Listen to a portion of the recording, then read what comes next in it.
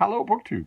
We're continuing with my 2023 library tour of all of the print and paper books that I have in my collection this year. As kind of a record for myself, I have already started misnumbering these things, so I will need to fix that. I will go in when I post this video, I will try to fix the numbering on all the videos.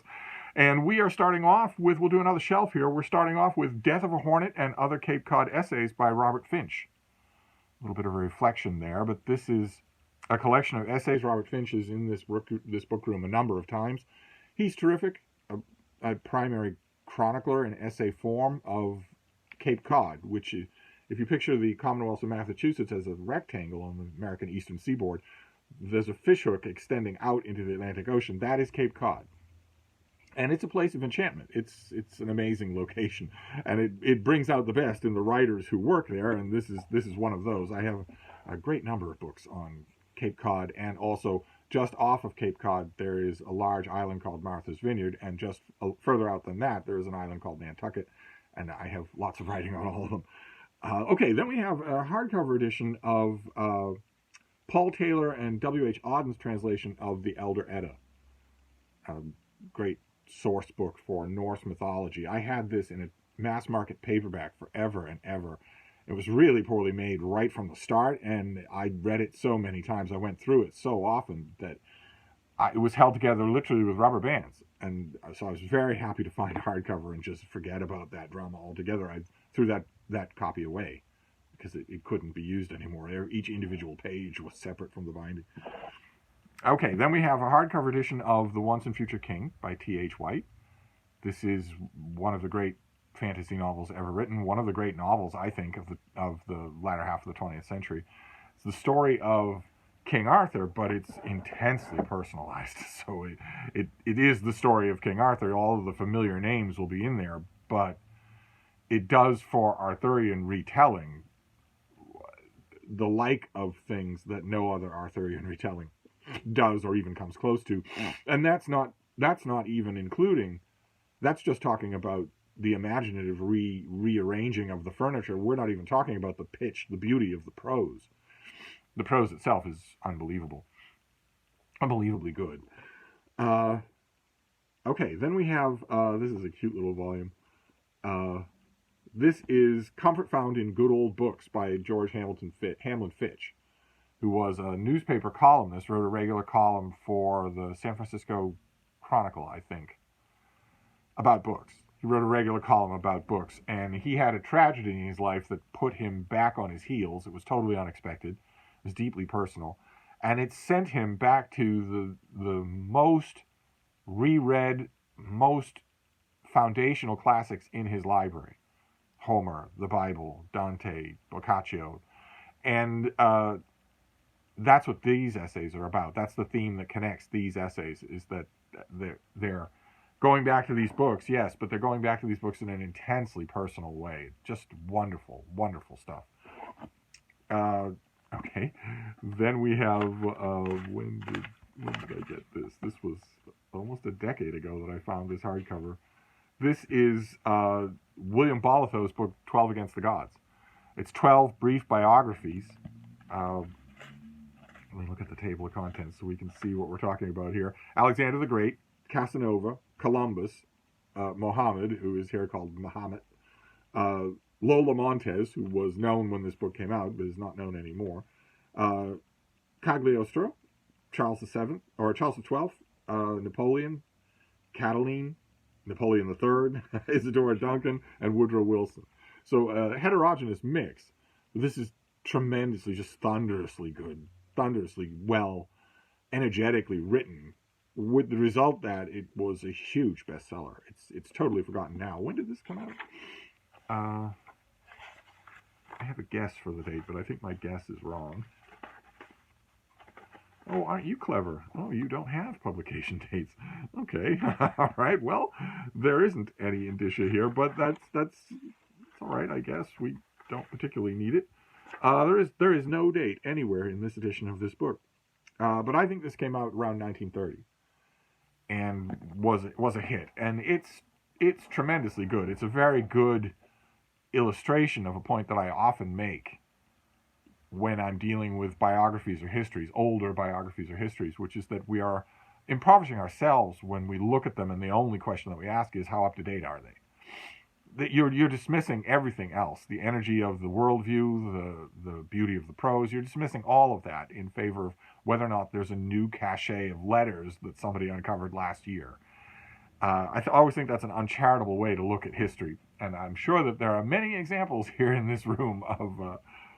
Well, yeah. Okay. All right. This next one is a perfect example. This is Mary Carolyn Crawford's book, St. Botolph's Town, an account of old Boston in colonial days. Lovely, heavily embossed cover that tons and tons of black and white photos on the inside.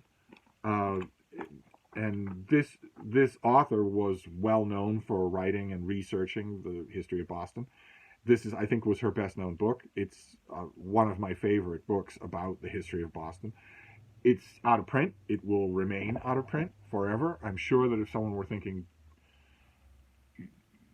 at a publishing house were thinking, we should really reprint this, and maybe all of this author's work, they'd be told, no, it's out of date. That will be a refrain on this shelf, I bet.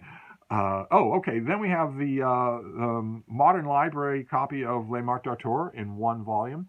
This had an hideously boring cover, a period illustration in grainy detail, so I replaced it with, I still kept everything on the cover, but I replaced it with King Richard, so that we'd have at least something, I'd have at least something to look at when I use this volume. This is, Mallory's great, but this is on sort of thin ground because, as I mentioned, when was it? A couple of days ago, I mentioned this about the Modern Library Bullfinch's Mythology. I mentioned that there are a couple of, I won't say ornate, but rock solid and illustrated hardcover editions of Bullfinch's Mythology that I would want as my copy of the book. It provided I can find a nice solid old copy with a dust jacket. And the same thing is true of Les Marques d'Arthur. There are many, many versions of this book that I know I want more than a jury-rigged old Modern Library paperback. In fact, I already have one of them. The Norton Critical edition of Les Marques d'Arthur is incredible. Just incredible. It's in this room. So I don't know. I'll hold on to this. I go back to this paperback. But in terms of something that I want, the definitive version that I want that will be in this room, this isn't it. But anyway, let's move on here. Okay. All right. This is an ex-library copy, so let me show you the frontispiece here. This is Arthur Wilson Tarbell's book, Cape Cod Ahoy. And this is from 1935. And this is the same thing. This is a Cathedral of Elms is what he calls that. This is old stories of Cape Cod, of the very area that I was talking about, that fish hook that extends out into the Atlantic, that is battered by storms, that is amazingly wonderful as a place. I know every inch of it, and I love every inch of it. So when I find old books on the subject, I tend to snap them up, because the region does change. The residents love to say that it changes drastically all the time. It doesn't, but it does change.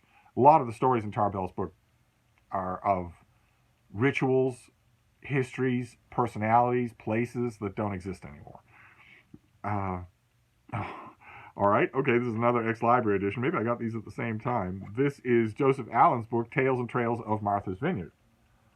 Another old book. This is from 1938, and this is the same thing. This is older stories and personalities and old black and white photos of that island off the coast of Massachusetts, off the vineyard, which is stocked full of stories going back centuries.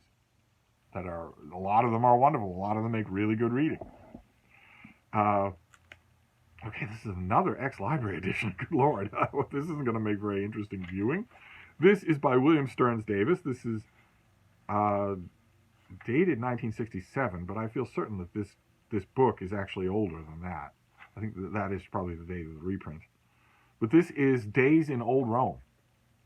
This is just an ex-library copy of Days in Old Rome. There is a public bath on the side there, and this was a very common formula for books, where a person wakes up on page one, and we follow that person throughout typical day, then a typical market interval, typical holidays, that sort of thing, to show what they did if they weren't, an emperor. Where did they buy their food? What was their household like? What were the rituals of their day to the best that we know? What did they think of cats or dogs or horses? What did they think of the events around them? I love things like this. The older and quainter, the better. So I go back to this. I don't know that I would use it if I were writing a Roman historical novel, but it's interesting. If I were writing a historical novel about someone writing a Roman historical novel a century ago, well, then I would use the heck out of the book. Okay, then we have another modern library. This is older. I got this in 2016. This is A History of the Borgias by Frederick Baron Corvo, whose biography on its own is almost as interesting as the people that he writes about. I went through a Borgia period last year, and it sent me down into a few wonderful reading spasms about the Borgias. Found a few Borgia books at the Brattle that I wasn't planning on. The Brattle just provided them, and I went back to this quite a bit. This and one other older modern library that I have about the Borgias. Very good atmospheric stuff. Very, very heavy on anecdote and personal insight in a way that perhaps a modern history would not be. Okay, then we have David McCord's book. This is from the 1950s, I think. 1949. This is about Boston. Just a cute little hardcover guidebook. I don't think there are even illustrations in this thing. No, there aren't. There's barely anything in here. It's just a tour through Boston. Here are the various neighborhoods. Here's the famous swan boats. Here's the library, that sort of thing. Written, almost a century ago, going on a century ago. Utterly delightful. I have a large number of books about Boston, too, on this shelf alone. And I go back to them.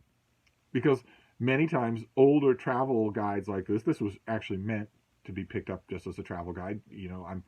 So you're living in St. Louis, you're planning on taking a vacation to Boston, get a book. Get McCord's book in and read up about Boston.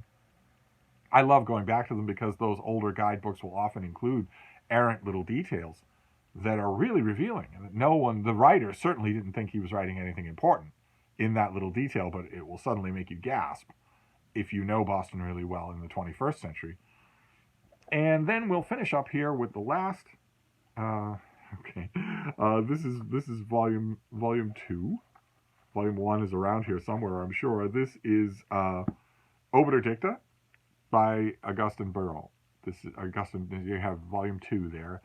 This is the second series. Augustin Birrell was a politician, but he was also steeped in literature. And these are literary essays that he did. This thing came out in 1893. And you've got essays here on Milton, Pope, Johnson, Burke, Charles Lamb, Emerson.